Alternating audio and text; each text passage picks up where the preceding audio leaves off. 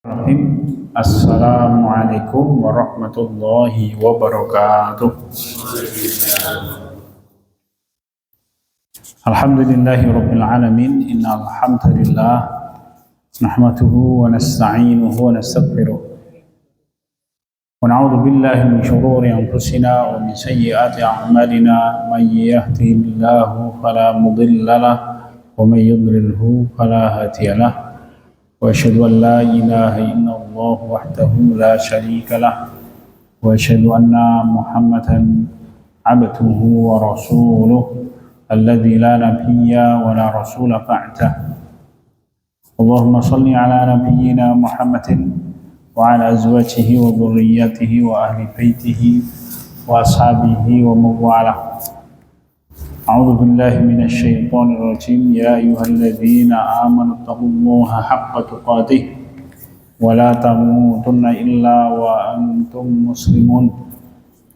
أوصيكم وإياي نفسي بتقوى الله فقد فاز المتقون. Alhamdulillahirabbil alamin. Hadirin sekalian, Bapak, Ibu-ibu, dan rekan-rekan sekalian yang dirahmati Allah, segala puji bagi Allah.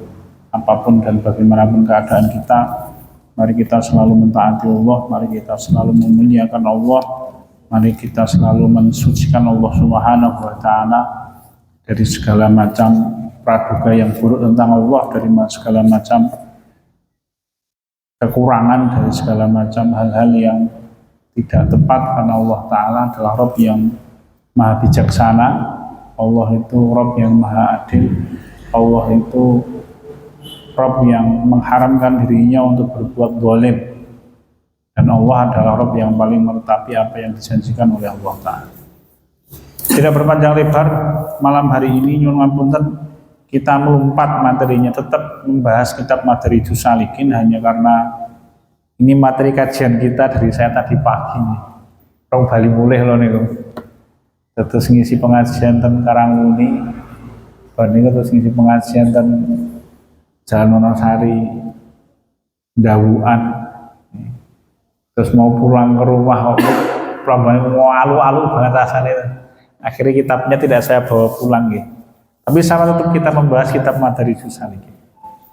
Pada kesempatan kali ini kita akan membahas satu nasihat yang disampaikan oleh Imam Ibnul Qayyim Al-Jauziyah rahimahullah di dalam kitab ini. Ya. Jadi Imam Ibnul Qayyim Al-Jauziyah rahimahullah itu menyampaikan bis-sabri wal yaqini tunalu wilayatul mu'minin, kata beliau. Kedudukan yang tinggi di dalam Islam, kedudukan yang tinggi di kalangan orang-orang mukmin di sisi Allah itu didapat dengan dua modal, as-sabru wal yaqinu. Ya. Jadi seseorang itu ketika kepengen membuat dirinya menjadi makhluk yang dimuliakan di sisi Allah Subhanahu wa Ta'ala, maka caranya adalah dengan bersabar dan yakin kepada Allah Ta'ala. Dasarnya adalah firman Allah wonten ing surat As-Sajdah ayat ke-24. A'udzu billahi minasyaitonir rajim. Wa ja'alna minhum a'immatan yahduna bi amrina lamma sabaru wa kanu bi ayatina yuqinun. Allah Ta'ala ngendika, a'udzu billahi minasyaitonir rajim, wa ja'alna minhum a'immah. Maka kami jadikan di antara manusia itu a'immah, tokoh, tidak mesti pemimpin ya, tapi tokoh-tokoh besar, pribadi-pribadi yang luar biasa, kira-kira begitu. Ya. Yahdu Nabi Amrina, yang mereka ini mampu untuk menetapi hidayah dari ajaran kami. Lama sobaru, kapan itu? Ketika mereka sabar. Wa kanu bi ayatina yuqinun, dan pada waktu mereka yakin dengan ayat-ayatku, kata Allah Subhanahu wa Ta'ala. Terus Allah Ta'ala itu menyampaikan bahwa orang-orang yang punya kedudukan tinggi di sisi Allah, karena mereka menetapi petunjuk Allah itu, didapat dengan sabar dan dengan yakin kepada Allah Ta'ala. Maka Imam Ibnul Qayyim al-Jauziyah menyampaikan bisabri wal yaqini tunalu wilayatul mu'minin. Dengan sabar dan dengan yakin kepada Allah itu akan didapat seseorang itu kedudukan yang tinggi di kalangan orang-orang mukmin. Tinggi kedudukannya itu maksudnya di sisi Allah loh, nggih. Ya, di sisi Allah. Di sisi Allah itu nanti kemudian pahalanya wujudnya bisa di dunia, bisa di akhirat, bisa di dunia dan di akhirat. Kalau Khulafaur Rasyidin itu mulia dunia akhirat. Rasul kita Muhammad SAW itu tokoh dunia akhirat. Para sahabat-sahabat Rasul itu betul-betul Allah muliakan dunia akhirat. Sebagian besar ya, sebagian kecil ada yang meninggal mati syahid sebelum kaum muslimin mendapatkan kemuliaan. Ya. Tetapi intinya bahwa seseorang akan mendapatkan kedudukan yang tinggi di sisi Allah itu ketika dia bisa sabar. Ya, kita pernah membahas pengertian sabar, ya. Sabar itu habsun nafsi anil jaz'i wat tasahhud wa habsul lisani anil syaqwa wa habsul jawarihi anil taswih. Sabar itu menjaga agar hati kita tidak goncang dan tidak berkeluh kesah dengan ketetapan Allah, baik itu takdirnya Allah yang sifatnya peristiwa-peristiwa yang datang mengenai kita atau ada di sekitar kita, ataupun takdir-takdir Allah yang wujudnya adalah ajaran Allah. Tidak goncang, tidak berkeluh kesah. Ya, kalau takdir-takdir yang menimpa kita dalam wujud qadha kauniyah itu ya kena musibah lah. Musibah jangan mesti dimaknai kudu tabrakan ya Mas. Musibah itu pokoknya sesuatu yang membuat kita tidak nyaman. Itu kan sunnahnya kita istirja, kemudian memperbanyak istighfar gitu. Kenapa? Karena musibah itu menghapus dosa. Ya. Misalkan kepengen mangan sate, jebule sate kambing habis, sate ayam yo habis, kantong sate keong nggak Mas. Ya wis, ya itu musibah itu. Kenapa lo duitnya 200.000 ketemunya sate keong itu itu kan musibah, sesuatu yang tidak nyaman. Ya, kalau saya itu parfum, ono parfum yang close sama ambune loh Mas. Ini yang tak saiki salahnya, ambune ini seneng. Tetapi sayangnya itu mereknya, judulnya itu Nagita Slavina. Ya. Masalahnya aku itu udah rapi amat Mas. Ya, ini aku rapi amat, aku jeneng parfum itu ya, aku jenenge itu nama istri saya lah, kemana-mana saya kok ngantongi Nagita Slavina jadi tidak nyaman, betulan itu Mas. Ini parfumnya ambune enak itu judulnya kayak gitu. Itu kan musibah kan. Kenapa kita tidak sajane nyaman men dadi rapat yo nyaman. Ya itu musibah itu seperti itu, tidak mesti harus kudu tabrakan apa gunung jeblok, enggak begitu. Ya. Itu yang pertama. Wujud yang kedua itu tidak goncang dan tidak berkeluh kesah dengan takdir Allah yang wujudnya adalah ajaran. Nggih, wah dadak poso berat. Enggak begitu.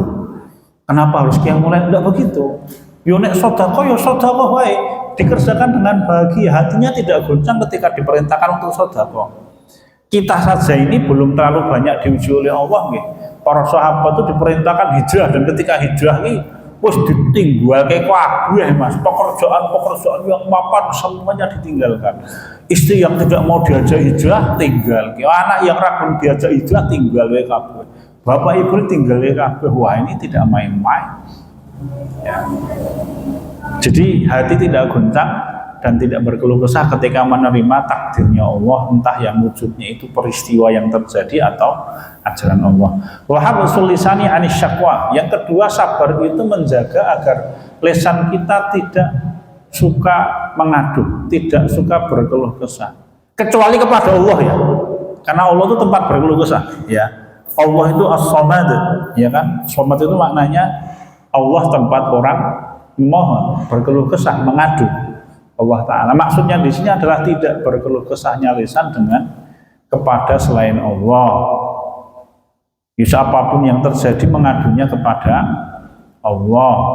Seperti yang dikerjakan Nabi Ya'qub alaihi salam ketika kehilangan putranya Nabi Yusuf. Beliau berkeluh kesah sampai kan saking sedihnya matanya buta kan karena sering menangis. Dan beliau berkeluh kesahnya kepada Allah. Baik itu. Kenapa? Karena memang Allah itu suka ketika orang berdoa kepada Allah dengan memohon. Innallaha yuhibbul mulihina fid du'a atau kama qala Allah itu suka dengan orang yang ketika berdoa itu mengadu Mas, meratap. Kalau perlu nanti nangis-nangis, itu Allah Subhanahu wa taala suka. Dan Allah tidak suka dengan orang yang berdoa, wahai Allah, kalau ini rezekiku berikanlah kepadaku, kalau bukan rezekiku jauhkanlah. Itu ora niat ya Mas. Nggih. Sosok yang terjadi jodoh, wahai Allah, kalau dia jodohku dekatkanlah, kalau dia bukan jodohku jauhkanlah. Itu ora niat. Ndonga apa kaya ngono iki? Ndonga iki nek kepengin yo sebut jeneng iki, retno mbak. Pojok desa do Gusti Allah, putare Abdullah. Kalau perlu disebut begitu. Ya. Terus kalau Rasul kita itu kan menyampaikan la taqulu Allahumma ghfirli in syi'ta. Ya kan? Atau kama qala Rasul kita ngendika, jangan engkau berdoa wahai Allah kalau engkau berkehendak. Ampunilah dosaku. Jangan begitu. Kenapa? Karena tidak ada yang bisa memaksa Allah. Ya, maksudnya ya memang kalau Allah tidak berkehendak terus harus ngopo. Nah, kira iso apa-apa gitu. Ya kalau kita punya hajat minta saja kepada Allah. Kan begitu. Terus berdoa ya minta kepada Allah Subhanahu wa taala terkait dengan sabar tadi. Orang yang bersabar adalah orang yang mana lesannya tidak pernah berkeluh kesah kecuali hanya kepada Allah Subhanahu wa taala. Yang paling akhir wahabusul jawarihi anit taswis. Sabar itu menjaga agar badan kita tidak melanggar aturannya Allah. Itu yang disampaikan oleh Imam Ibnul Qayyim al-Jauziyah. Jadi, langsung bagaimana cara kita membangkitkan kesabaran disampaikan oleh Imam Ibnul Qayyim al-Jauziyah. Niki materi selingan nggih, nanti akan kita bahas lagi kok. Kalau pas sampai babnya nggih. Minggu ngapunten karena ini materi selingan. Nanti akan kita bahas lagi setelah juz pertama habis. Ya Mas. Karena ini maksudnya juz kedua ini. Imam Ibnul Qayyim al-Jauziyah rahimahullah menyampaikan bahwa salah satu di antara cara-cara yang bisa membantu seseorang untuk bisa membangkitkan kesabaran itu satu mulahadhatu husnil jazai kata beliau. Selalu mengingat-ingat dan selalu memperhatikan pahala yang dijanjikan oleh Allah bagi orang-orang yang sabar. Bagi tingkatan pahala paling tinggi itu nek sinten Imam Ibnul Qayyim al-Jauziyah rahimahullah itu menyampaikan begini. Suatu saat Nabi Muhammad SAW itu berdoa, wahai Allah, karena memang umatnya Nabi itu umurnya pendek, beda dengan umat-umat terdahulu yang umurnya panjang. Maka Nabi Muhammad SAW berdoa kepada Allah Subhanahu wa taala. Wahai Allah, lipat gandakanlah pahala umatku. Ya. Maka kemudian Allah Ta'ala itu menurunkan firman. Sebentar. Masalul ladzina yunfiquna amwalahum fi sabilillahi kamathali habatin ambatat sab'a sanabila fi kulli sumbulatin mi'atu habbah. Dilipat gandakan 700 kali oleh Allah Subhanahu wa taala. Lalu kemudian Allah Ta'ala itu berdoa, Rasul kita berdoa lagi, wahai Allah, lipat gandakanlah untuk umatku. Maka Allah mengumumkan firman-Nya, innama yusazumar, innama yuwaffas sabiruna ajrahum bighairi hisab. Ya. Allah menyampaikan innama yuwaffas sabiruna ajrahum bighairi hisab. Orang-orang yang sabar itu pahalanya nanti di hadapan Allah di hari kiamat kelak akan dilimpahkan bighairi hisab. Ora iso dihitung. Ya, saking oke nganggo kalkulator ora iso.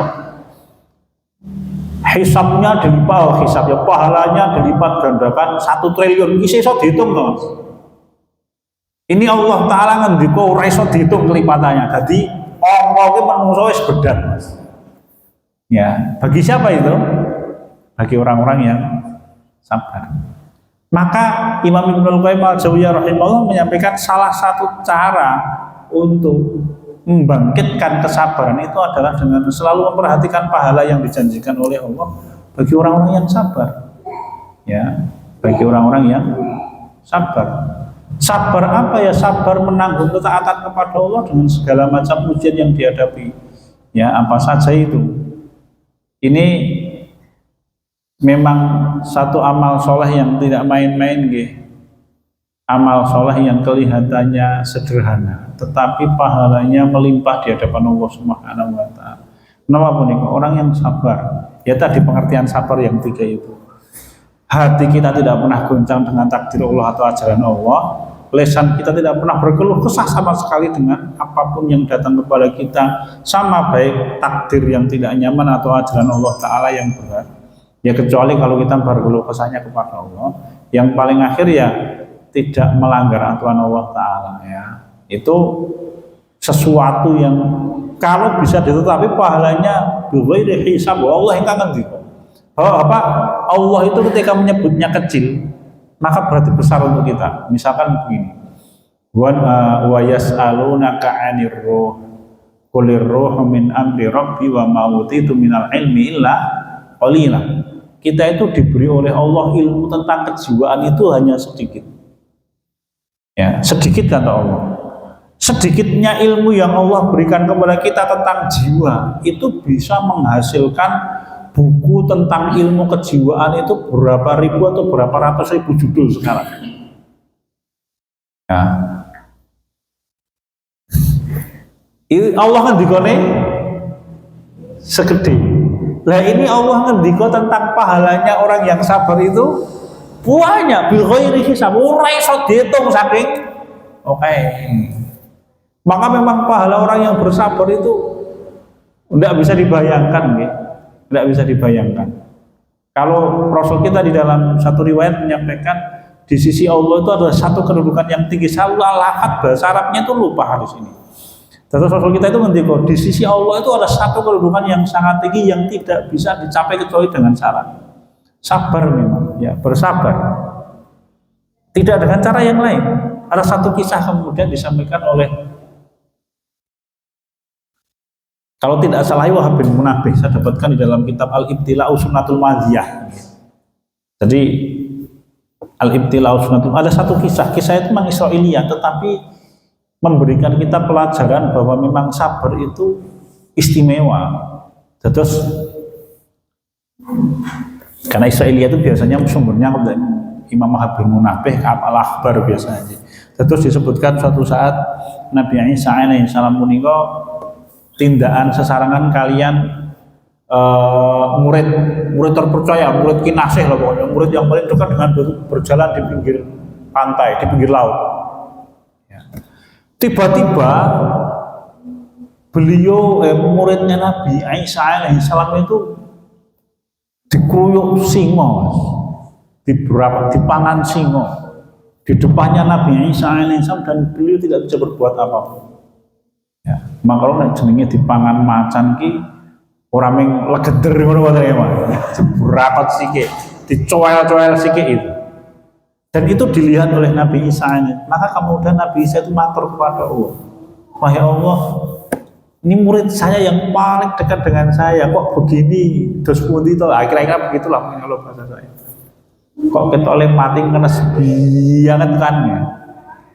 Apa jawaban Allah Subhanahu wa Ta'ala? Allah Ta'ala itu ketika begini, wahai Isa, aku mencintai muridmu, tetapi tidak ada satu amal soleh pun yang dikerjakan oleh muridmu itu yang mampu untuk mencapai, mengangkat derajat dia di kedudukan yang aku telah persiapkan untuk dia di sisiku. Maka aku uji dia dengan musibah dan dia sabar. Tinggi kedudukannya. Nggak main-main itu. Dengan apa ya? Dengan sabar memang. Istimewanya para sahabat as-sabiqunal awal itu apa tuh? Sahabat as-sabiqunal awal, sahabat yang masuk Islam awal-awal itu istimewanya apa dibanding dengan sahabat-sahabat yang lain? Mereka masuk Islam pada waktu semua orang tidak mau masuk Islam. Mereka membenarkan Nabi Muhammad pada waktu orang yang lain mendustakan Nabi Muhammad, dan kelompok yang mendustakan jauh-jauh lebih besar. Mereka adalah orang yang rela menemani Rasul kita Muhammad SAW pada waktu semua orang seakan-akan tidak mau menemani Nabi Muhammad. Ya, dan mereka menanggung semua beban yang muncul setelah mereka beriman kepada Nabi Muhammad SAW. Tidak main-main. Wih, ganjarannya ora iso diganti dengan apapun itu. Ya, Tidak bisa itu. Sampai as-sabiqunal awwalun dipuji oleh Allah, was-sabiqunal awwaluna minal muhajirina wal ansar wal ladzina tabauhum bi ihsan radhiyallahu anhum wa radu an. Allah ridho kepada as-sabiqunal awwalun itu. Tidak main-main ya. Ridho itu apa tuh? Ridho itu adam sukhti, kata Imam Ibnu Qayyim al-Jauziyyah. Allah ora bakal duka. Bayangkan orangnya masih hidup. Nek isih mancing, isih dolanan bual-bualan Mas, isih numpak motor gitu Mas. Iki Allah Taala ngendiku aku ora bakal nesu karo kowe. Itu nek awake dhewe terus pundi Mas? Udule bodong nek awake dhewe Mas. Tetapi Allah sampaikan itu kepada as-sabiqunal awwalun karena memang Allah Taala Maha tahu betapa baiknya hati orang-orang ini. Ya, sampai Allah menjamin bahwa Allah Taala tidak akan marah kepada mereka, itu mereka tua bahasa kebeling ibadah. Ya, kalau awake dhewe lho bokonge trepes terusane. Weh, itu ora bakal duka kangen ambiar pokoknya. Tetapi para sahabat radhiyallahu anhum tidak begitu. Satu, husnul jaza, ya. Betapa besar pahalanya orang-orang yang sabar, membangkitkannya itu dieling-eling, itu diingat-ingat terus, diulang-ulang kalau perlu, ya, diulang-ulang. Karena salah satu fungsi untuk mengulang itu untuk mengingat, ya, salah satu fungsi ulangan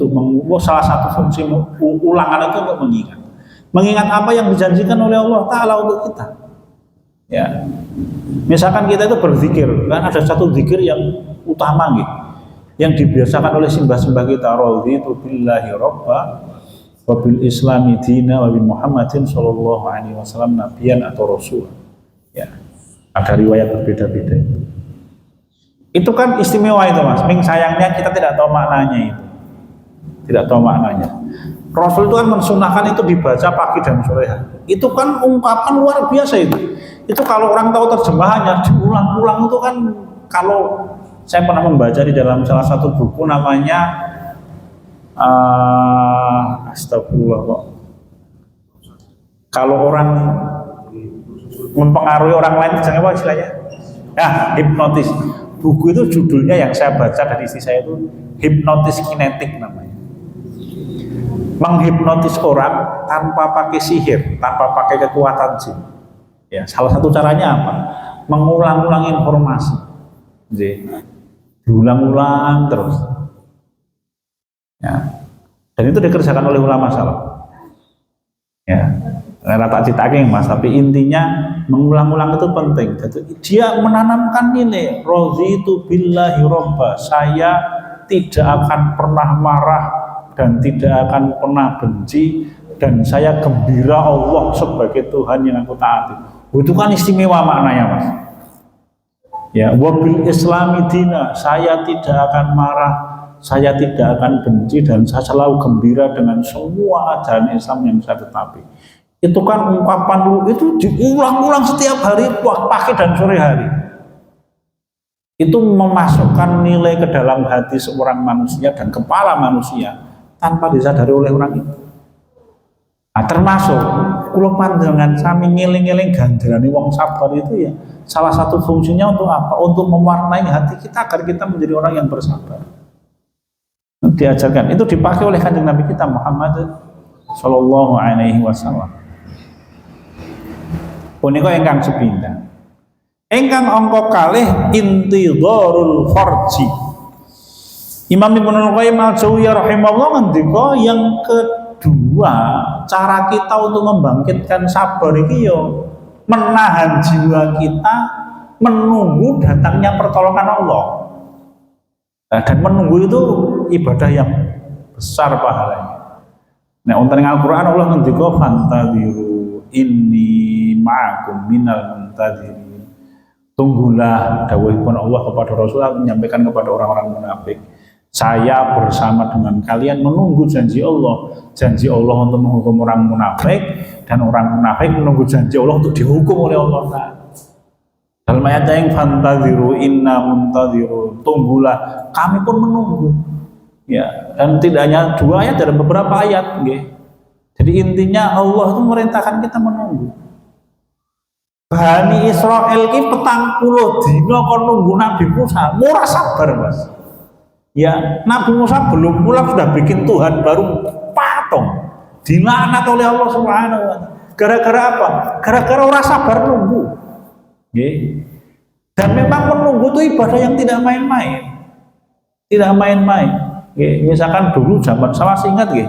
Mau lek panjenengan yang tasih kemutan zaman biyen ta'aruf terus siap lamaran, terus lamaran, setelah itu menentukan hari pernikahan.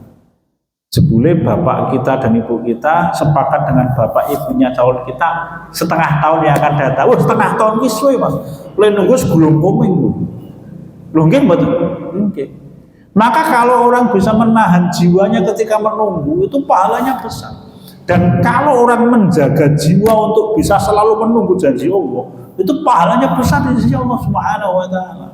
Contoh yang dikisahkan oleh Allah wonten ing Al-Qur'an punika misalkan Nabi Zakaria alaihissalam. Nabi Zakaria itu diberi putra oleh Allah kata Imam Ibnu Katsir setelah umurnya 113 tahun. Taruhlah misalkan Nabi Zakaria menikah usianya seperti kanjeng Nabi kita Muhammad SAW 25 tahun. Berapa lama belum menunggu? 88 tahun. Dan disebutkan oleh Allah Ta'ala dalam Al-Quran kan, walam akum bidu'aika rabbi syaqiyya. Ya. Dan saya tidak pernah putus asa, tidak pernah mandek untuk berdoa kepadamu wahai Allah.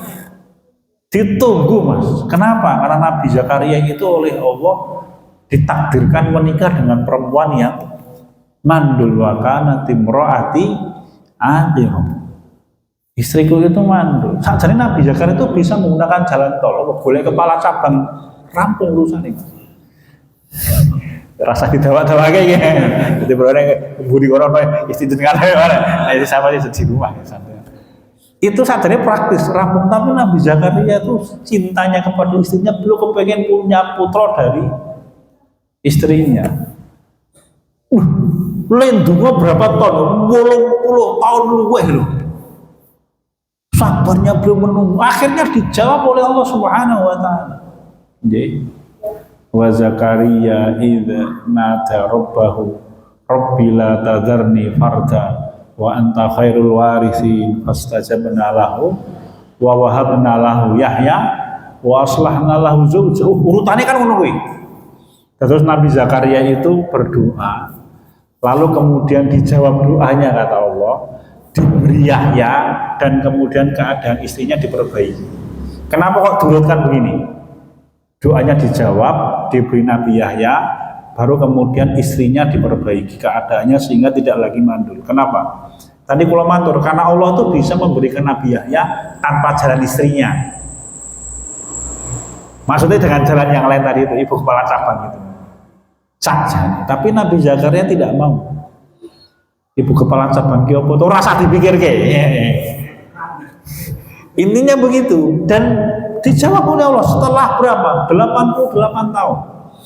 Nabi Ya'qub alaihissalam semantan mugi dikisahkan oleh Imam Ibnu Katsir. Nabi Ya'qub itu bertemu dengan Nabi Yusuf alaihissalam itu setelah 81 tahun. Terus jarak berpisahnya Nabi Ya'qub dengan Nabi Yusuf itu 81 tahun. Dan Nabi Ya'qub itu begitu kehilangan Nabi Yusuf, tahu putranya tidak meninggal. Ya kan ketika anak-anaknya yang lain datang dengan membawa bajunya dilumuri darah palsu, itu Nabi Zakaria tahu itu. Ya, maka jawabannya Nabi Zakaria ketika dibawakan baju itu apa? Qala bal sawwalat lakum anfusukum amra fasabrun jamil. Nabi Yahya itu tahu itu. Kalian itu wahai anak-anakku orang yang suka mempermainkan sawwalat lakum anfusukum amra. Kalian itu membolak-balik keadaan sing sakjane elek ning digawe kaya apa. Fasabrun jamil, tetapi sabar itu lebih baik kata Nabi Ya'qub. Nabi Ya'qub tahu ngapusi. Dan setelah itu beliau berdoa untuk dipertemukan dengan putranya Nabi Yusuf. 81 tahun. Terpisah itu 81 tahun. Dan 81 tahun Nabi Ya'qub berdoa memohon kepada Allah untuk dipertemukan. Tidak main-main. Maka menunggu ini pancen sesuatu yang kelihatannya membosankan, tetapi kalau nek dilakoni dengan cara ditekan jiwa agar selalu bisa menunggu, ya tanpa putus asa, itu pahalanya besar. Itu membangkitkan kesabaran kita. Ya. Terus Rasul kita itu ngendika, yustajabu li ahadin malam yasta'jil. Seseorang itu doanya pasti dijawab oleh Allah selama tidak tergesa-gesa. Langsung Rasul kita menyampaikan, orang yang tergesa-gesa itu siapa toh? Ayyakula rajulu da'awtullah wa da'awtullaha falam ara yastajibuli wa yastashiru fayad'u du'a. Orang yang tergesa-gesa itu Rasul kita ngendika, seseorang yang berkata, saya ini sudah berdoa berulang-ulang, tetapi saya melihat Allah kok tidak mengabulkan doa saya. Saya tashiru, kemudian dia merasa rugi. Wah, ngopo dadak donga banget dikabul-kabul ke. Saya tak doa, kemudian dia berhenti berdoa. Ya, itu tergesa-gesa itu. Nggih. Kalau kita saking suwene lindung ati lali ora apa-apa kita Mas. Nah, saking suwene sing disuwun opeh suwene lindung ngati lali itu ora apa-apa Mas. Tapi kalau orang berdoa kok berhenti gara-gara tidak merasa punya harapan, itu buruk. Kenapa? Imam Ibnul Qayyim al-Jauziyah menyampaikan karena salah satu wujud besarnya rojak manusia kepada Allah itu doa. Jadi orang berdoa itu pahalanya berlipat-lipat, tidak hanya sekedar dia mengucapkan lafaz doanya itu berpahala, tapi doa itu wujud kalau orang punya harapan. Kalau orang berhenti berdoa itu berarti orang yang tidak punya harapan kepada Allah, maka Allah benci. Ya toh, Rasul kita nanti kalau kamakola man la yas'alillah yaghdab ani. Siapapun orang yang tidak memohon kepada Allah, Allah murka. Kenapa? Sombong orang ini. Ya. Dan berarti orang itu orang yang tidak punya harapan sama sekali dengan Allah Subhanahu wa taala, ora gelem. Maka mari kita jadikan diri kita orang-orang yang tadi menjaga jiwa kita untuk menunggu datangnya pertolongan. Karena pertolongan Allah itu cedak, ya, ala inna nasrullahi qarib. Ingat ngendika Allah Subhanahu wa taala. Ya, Allah itu menyampaikan begitu.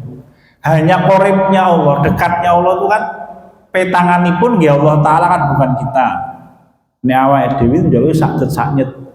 Lho Gusti Allah kula nyuwun paring ngono Rasul. Kepingine ngono kuwi langsung ning ngarepan.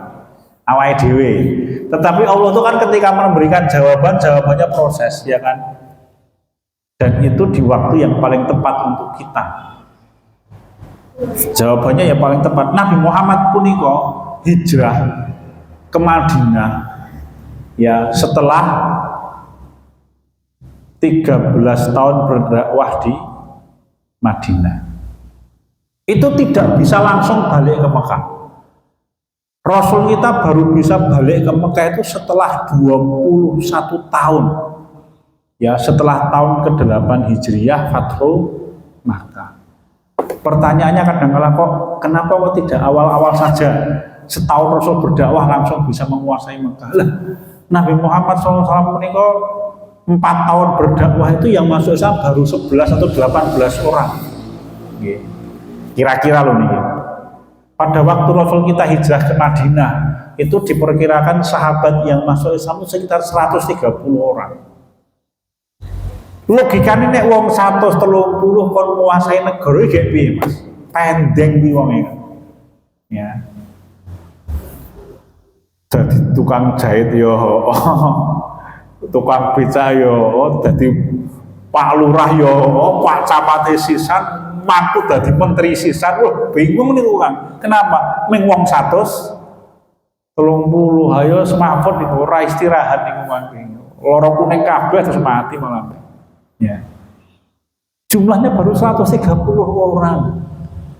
Maka kemudian Allah itu ketika menetapkan pertolongan untuk Rasul sehingga Rasul kita bisa mendatangi Mekah dalam keadaan menang. Inna fatahna laka fatham mubina, peristiwa Sulhul Hudaybiyah. Setelah itu peristiwa Fathu Mekah 1 tahun kemudian. Itu dengan membawa pasukan jumlahnya 10.000, cocok itu Mas, 10.000 gitu. Oh, serap bingung itu. Ya, nanti Rasul kita Muhammad SAW ya ketika perang Tabuk sudah punya jumlah berapa? 30.000 orang. cocok untuk menguasai Jazirah Arab. Bayangkan kalau 130 kan menguasai Jazirah Arab. Gak piye ya, lebih mikirnya ora ketok awake dhewe 160 menguasai sak Jazirah Arab ora iso. Maka ketika Rasul kita perang Tabuk jumlah kaum sahabat berapa 30.000 orang. Cocok menguasai Jazirah Arab waktu itu. Nah, begitulah takdir Allah itu berlaku untuk kita. Semuanya dengan kebijaksanaan Allah. Kadang-kala doa kita dikabulkan langsung sekali itu dengan kebijaksanaan Allah. Kadang-kala ditunda sampai waktu yang tepat untuk kita dan itu kebijaksanaan Allah. Nah, tugas panjenengan ini berbaik sangka kepada Allah. Ya, begitu. Punika ingkang angka kalih. Yang paling akhir yang ketiga tahwinul baliyah. Kata Imam Ibnul Qayyim al-Jauziyah rahimahullah. Cara untuk membangkitkan kesabaran itu tahwinul baliyah. Meringankan rasa sakitnya ujian. Caranya bagaimana?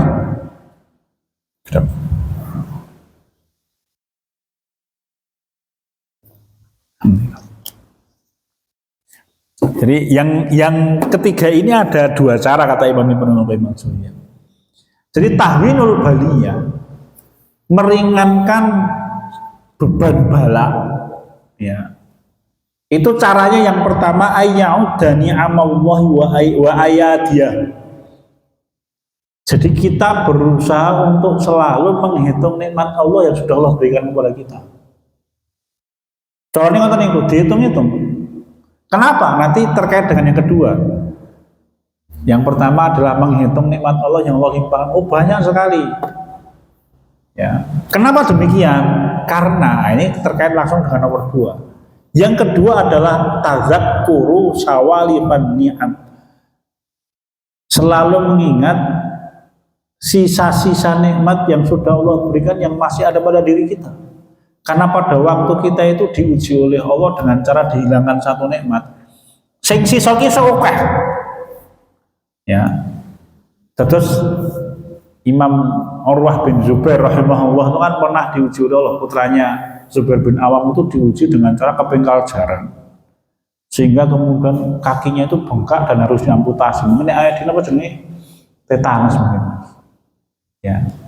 Jadi Imam Urwah bin Zubair itu kan mewarisi hartanya Zubair bin Awam. Salah satunya adalah ternak kuda ar. Ya. Kalau tidak salah saya pernah mendapatkan salah itu sekitar 1000 ekor. Ini kuda Arab sing regane 1 ekor 1,5 miliar ini. Imam sahabat Zubair bin Awam belum membebaskan budak aja berapa yang belum merdeka kan? 1000 orang, 1000. Zubair bin Awam itu punya budak dan dibebaskan itu 1000 orang. Itu gampangannya kalau kita bayangkan beliau punya perusahaan karyawannya 1000 kan. Zubair bin Awam radhiyallahu anhu. Bukan itu yang kita ceritakan, lah suatu saat kakinya harus dipotong karena kepengkal jaran itu. Dipotonglah kakinya 1, ya tersisa 1. Beliau berdoa, ya Allah, yang kau ambil 1, yang kau sisakan masih banyak. Kaki diambil 1, masih ada kaki sebelah dan 2 tangan, 2 mata, 2 telinga, ya kan? Masih banyak yang diberikan oleh Allah untuk kita. Jadi Allah itu nikmatnya dihitung-hitung, kemudian yang disisakan oleh Allah ya dieling-eling. Saya pernah punya pengalaman gini, saya ceritakan.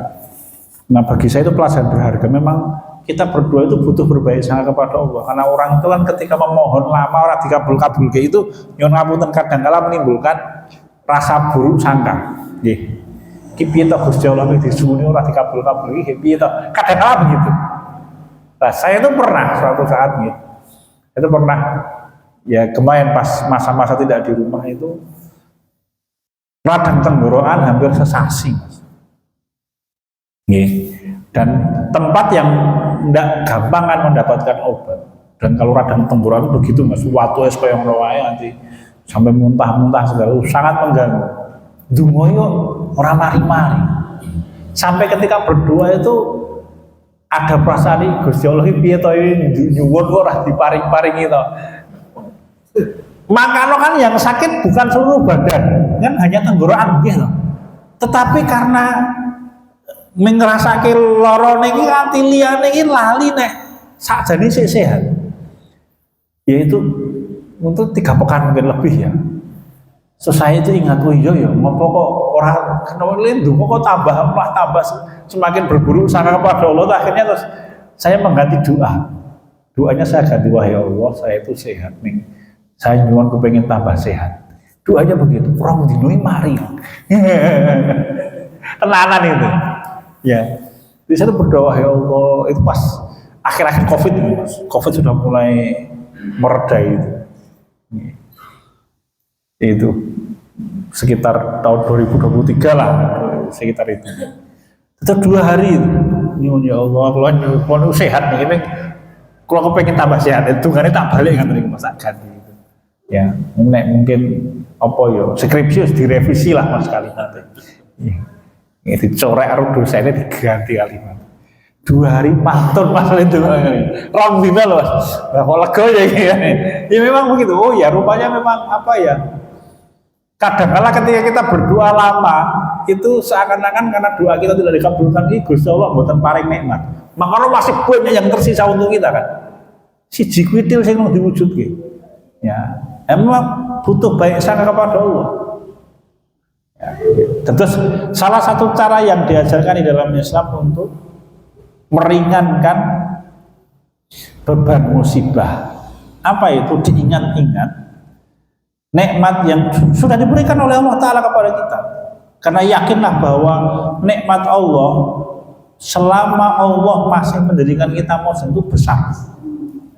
Jadi, orang terkena musibah pun apa kemauan, ya kita semoga Allah selamatkan ya, dari apapun kita mohon kepada Allah. Ya, ini cerita. Misalkan orang itu diambil semuanya oleh Allah, disisakan untuk dia satu keimanan kepada Allah, dan nikmat yang paling besar itu.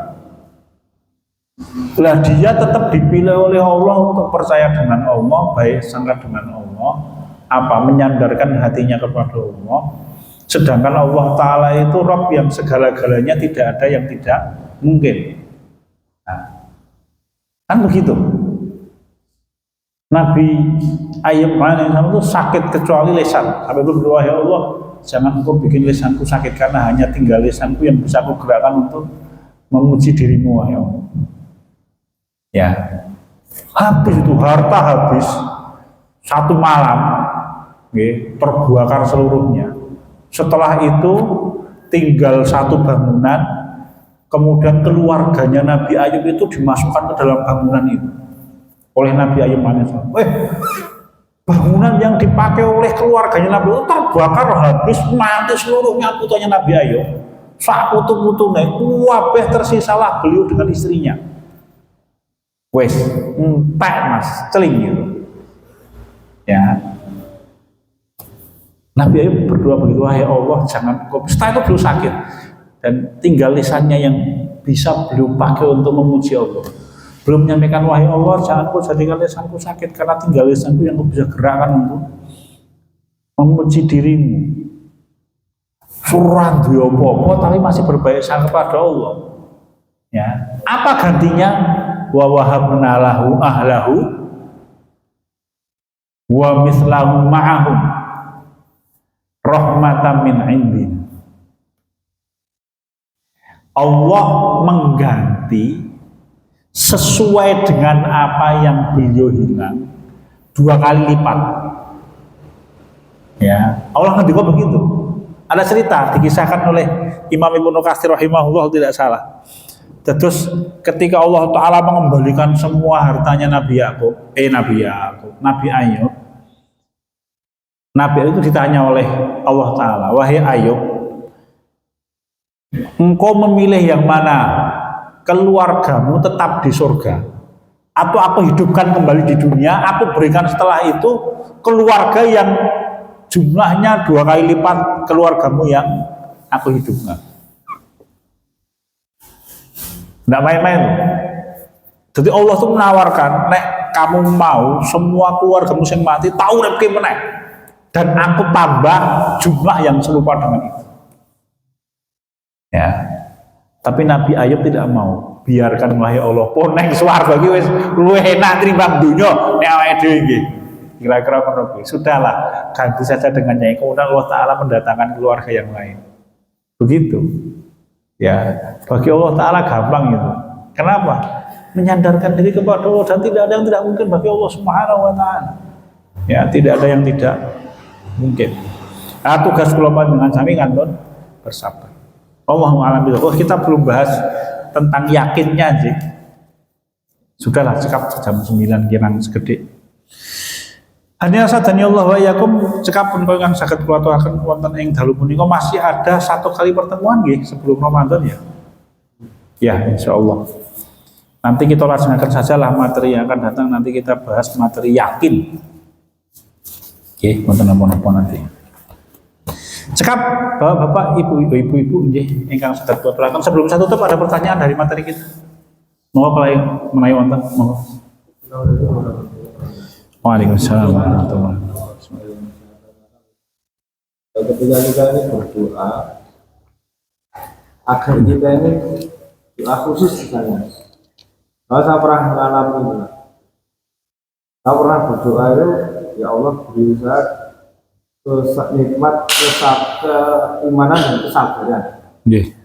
Kemudian saya sering berdoa seperti itu, ya, dengar teman saya. Pokoknya doa itu siap dulu. Artinya benar.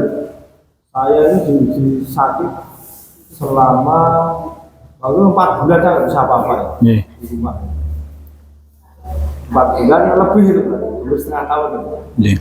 Wah itu enggak luar biasa itu. Kemudian ketika saya sakit itu saya berdoa lagi, ya Allah berilah saya besok itu ketika saya sehat itu lebih kuat daripada sebelum saya sakit. Saya berdoa seperti itu. Nah ini ditakdirkan lagi, saya ini minum kambing, dan ditakdirkan juga bersawah. Nah ini mungkin saya berprasangka baiknya doa saya waktu saya sakit itu, karena ketika saya minum kambing itu sama bersawah itu otomatis saya harus melakukan fisik, melakukan suatu yang. Nah bagaimana ketika kita harus siap menyiapkan diri. Kadang-kadang wah ini kok kayak gini, kadang-kadang tapi ini bagus, saya menyadari itu bagus. Tapi bagaimana kita supaya ini siap melakukan supaya kita ini siap ketika doa kita itu dikabulkan, dan kadang-kadang caranya itu sesuatu yang agak siap dengan konsekuensinya. Kadang-kadang kan tidak sesuai yang kita tidak yang kita duga. Oh, ketika kita ini berdoa minta kesabaran langsung diuji dengan seperti itu. Waktu itu saya juga menyadari, oh ini doa saya kemarin. Kemudian betul itu 6 bulan nggak bisa apa-apa itu. Tapi saya juga alhamdulillah juga dengan seperti itu kan tarbiyahnya langsung gitu loh, yakin. Mungkin itu pertanyaan dari saya, bagaimana kita harus siap dengan. Kemudian setelah itu saya mikir, wah mending berdoanya Rabbana atina. Rasah ngono kuwi. Gini Mas, pertanyaannya bukan pertanyaannya. Pertanyaan panjenengan itu kemudian kita jawab dengan pertanyaan. Memang kalau Allah memberikan sesuatu dari dunia ini, apa pasti Allah meminta sesuatu dari dunia kita? Kan enggak begitu. Kalau kita minta kepada Allah sabar, apa mesti kemudian Allah Ta'ala akan menimpakan kita musibah? Enggak begitu. seorang manusia itu diuji oleh Allah dengan kebaikan dan keburukan. Wa nabluukum bisyarri wal khairi fitnah, kata Allah Ta'ala. Dan kami uji kalian dengan keburukan dan kebaikan. Nih, Allah ingin mengatakan mungkin ya wallahu alam ya, karena memang doa kita itu bagian dari prasangka kita kepada Allah. Jangan-jangan ketika panjenengan berdoa wahai Allah saya mohon kesabaran itu terus dengan bayangke berarti sesuk aku harus susah ini. Jangan-jangan begitu sehingga kemudian Allah mendatangkan sesuatu itu. Jangan-jangan Mas. Kenapa? Karena apakah kalau kita minta sabar kemudian Allah akan mendatangkan kita ujian yang berat? Tidak begitu, tidak juga begitu. Jadi, terus apa ya? Memang kalau saya pribadi, saya itu pernah mengalami begini. Jadi ketika kemarin saya tidak bisa diuji oleh Allah, tidak di rumah itu, saya merasakan manfaat. Terus ibadah dan hidup itu betul-betul totalitas mengabdi kepada Allah. Tetapi saya juga menyadari mungkin saja itu hasil dari doa saya. Masalahnya begini. Masalahnya ini masalah ini ya lehku ndonga iki sampai sekarang isih tak dongake Mas ning biyen ki elek terus elek gini saya tuh berdoa begini sampai sekarang doanya masih saya baca terus bablas tidak ada perasaan khawatir saya itu waktu itu sebelum ujian itu saya tuh berdoa begini dan doanya masih saya baca sampai sekarang Allahumma ja'al amali kullahu sholihan donganipun Umar bin Khattab yang disebut di dalam Riyadhus Shalihin Allahumma ja'al amali kullahu sholihan waj'alhu fi wajhika khalisan wa la taj'al ahadin sayyan donganipun Umar bin Khattab wonten ing Riyadhus Shalihin wonten itu wahai Allah jadikanlah semua amalku soleh dan jadikanlah semua amalku itu murni hanya untukmu wahai Allah dan jangan engkau jadikan amalku untuk siapapun selain dirimu. Donga kuwi Mas, saya ucapkan berulang-ulang ning waktu itu kalau aku mikir, gek carane piye yo? Mosok kabeh amalku iki saleh piye carane? Ketoke ora iso kan. Melihat aktivitas yang saya kerjakan sehari-hari terus ketoke ora iso. Wah jeblet ngoten niku Mas. Baru aku mikir, oh iya ya donga aku mbiyen iki njaluke saleh kabeh. Dijawab lho saleh kabeh kuwi gitu. Kenapa? Karena waktu itu ketika saya berdoa, betulan Mas, sebelum saya jauh tidak di rumah itu betul-betul waktu berdoa itu mesti ada pikiran nonton iya ya caranya ngono kuwi Mas masalahnya. Maka sekarang saya baca doanya tanpa saya mikir kayak ngono kuwi. Saiki lho Mas, tetep dongane tak waca. Aku ora diaro dongane Mas. Meng saya baca tanpa saya memikir. Kenapa? Karena apa yang saya pikirkan itu bagian dari paduka saya kepada Allah. Ya kan? Karena berbaik sangka itu kan doa, buruk sangka itu doa. Allah kan ngendika Allah ngendika hadis riwayat Imam Ahmad, ana inda dzanni abdi bi fa in dzanna bi khairan falahu wa in dzanna bi syarran falahu. Aku kata Allah itu sesuai dengan praduga hambaku kepadaku. Kalau dia punya praduga baik, ya bagi dia kebaikan. Kalau dia punya praduga buruk, bagi dia keburukan. Sayangnya itu waktu itu kula ndonga praduga saya buruk. Mosok to Gusti Allah iso ngene iki. Salahe kuwi Mas. Maka sekarang doanya saya baca tapi saya tidak berpikir ngono kuwi. Mengapa pengen tuh wong ikhlas, kabeh saleh ngoten niku Mas. Saya kan dibilangi teman saya tadi, kowe kudu siap. Anu lho. Nah, gara-gara itu mungkin terus dengan terbentuk suasana hatinya. Akhirnya kedadian Mas. Mulane ndonga iki dipikirke apik-apik wae. Nek di dalam satu riwayat saya pernah mendapatkan di dalam Sunan Nasa itu ada bab mimpi Mas. Di dalam Sunan Imam At-Tirmidzi itu ada juga bab mimpi. Terus dulu itu ngelumpuk ke impan-impan tuh kalau itu impan-impan itu. Ya. Terus ada salah satu riwayat itu Rasul kita itu menyampaikan kepada Ummul Mukminin Aisyah radhiyallahu anha kalau tidak salah. Jadi kalau bertemu dengan mimpi, kui nek ditakwilke sing apik wae. Kenapa? Rasul kita di dalam riwayat yang menyampaikan, mimpi itu kalau tidak ditakwilkan, dia seperti burung yang terbang. Tetapi kalau sudah ditakwilkan, dia akan terjadi sebagaimana takwil itu. Mula nek nakwil ke mimpi ki sing apik wae, aja sing elek-elek.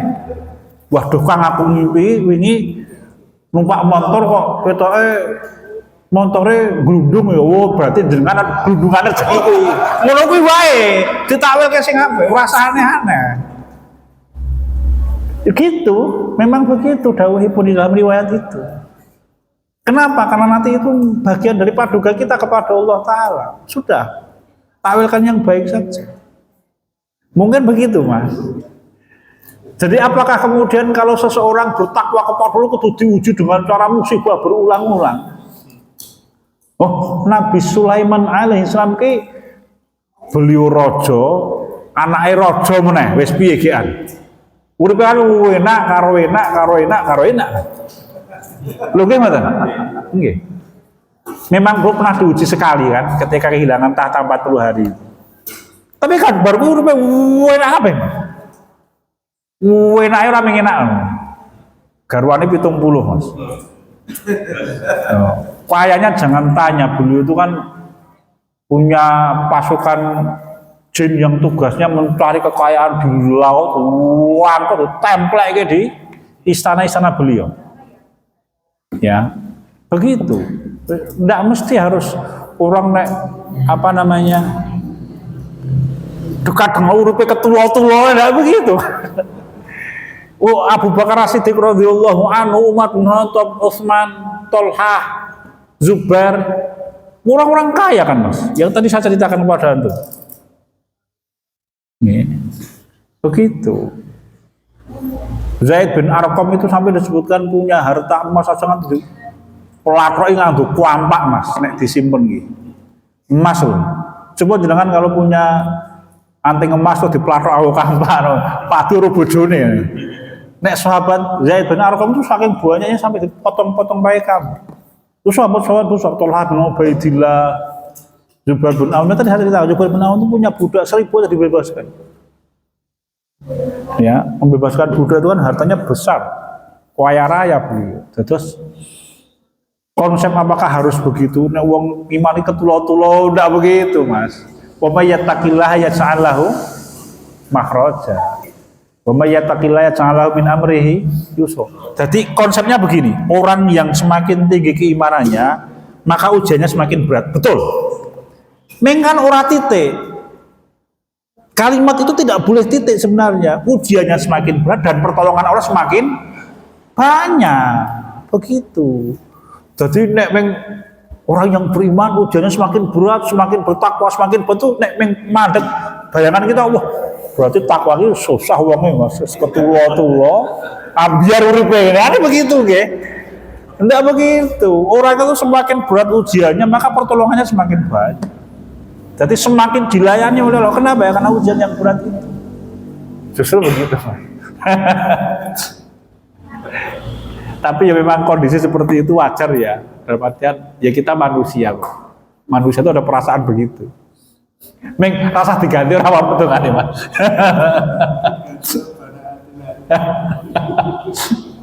Oke, wallahu alam. Cekap nggih. Oke, Mas. Ini lain dari konteks ini tadi. Nggih.